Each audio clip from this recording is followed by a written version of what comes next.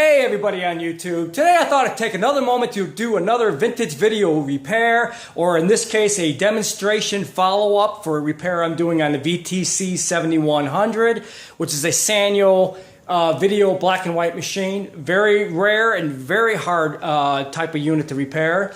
I've been getting a lot of parts for this machine and servicing this deck, but I'm also have been making custom parts for this machine that you can no longer get.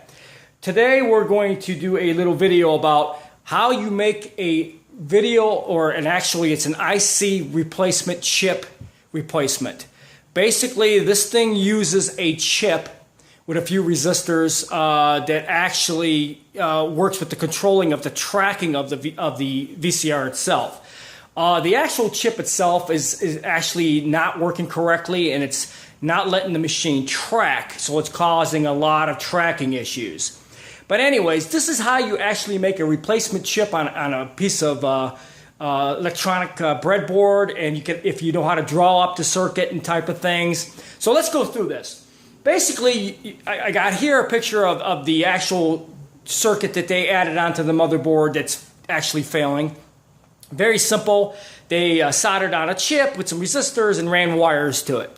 Okay, well I was able to grab a good working chip from one of these old boards off of one of these old units itself. So I was able to actually reconstruct the chip with the resistors on another piece of breadboard. Alright, and as you can tell, I also drew up on a piece of paper, drew it up, the design of the connections before I actually soldered the chip to the board and started running the wires. Just want to let you guys know, when you're doing something like this, you want to first know a little bit about electronics, have all the correct resistors and things to make an exact match to what you're actually building. But then you want to draw it out on paper and then start building the actual board itself. Cut the breadboard to the size you want, and then solder the chips and everything, and make the exact design. You want to copy the old to make a new one. Once you get to that point, and you draw it out on the paper and you check the circuit and you make sure everything is in the right proportions and you did it correctly, you got the board itself with all the little components, all exposed on it, and all the connections with the wires and your two little wires that go for the ground on the motherboard and all that kind of stuff. So you've actually made yourself a brand new board chip replacement for the tracking for this unit. But I'm never satisfied with that. I always go the extra mile because I don't want there to be any issues.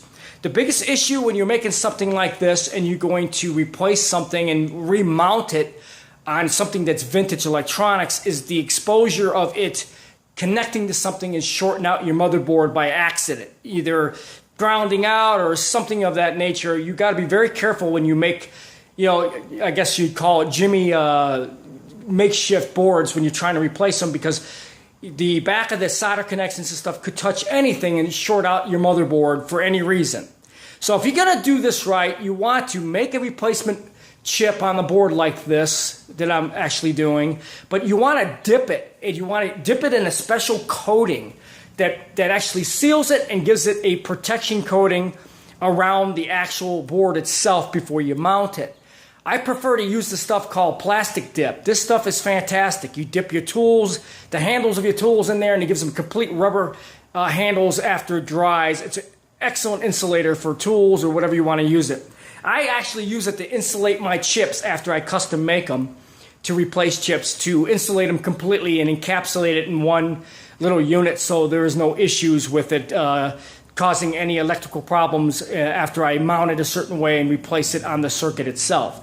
So if you're going to make your own little circuit chip for whatever you're replacing, you basically want to draw it out on paper, make sure you look at the circuit, draw it out, and make an exact copy of it on a drawing. Find the correct resistors and small chips or whatever it is that they use to actually make the board itself. Get it from wherever you can. Make sure you're using the correct stuff. Solder everything very neatly, run the wires very clean, make sure you have nothing touching each other, and make sure that the circuit is completely correct. Run your little wires from that particular point, and then of course you have these little pigtails, which are actually ground wires to the actual motherboard itself. Make sure those are correct as well. You want to do everything very neatly when you make this little board. And after you do that, you dip it with this stuff called plastic dip. It gives it a solid plastic hard coating, and it seals everything, and you've actually made yourself a semiconductor IC chip, basically. I mean, it's basically what you're doing here.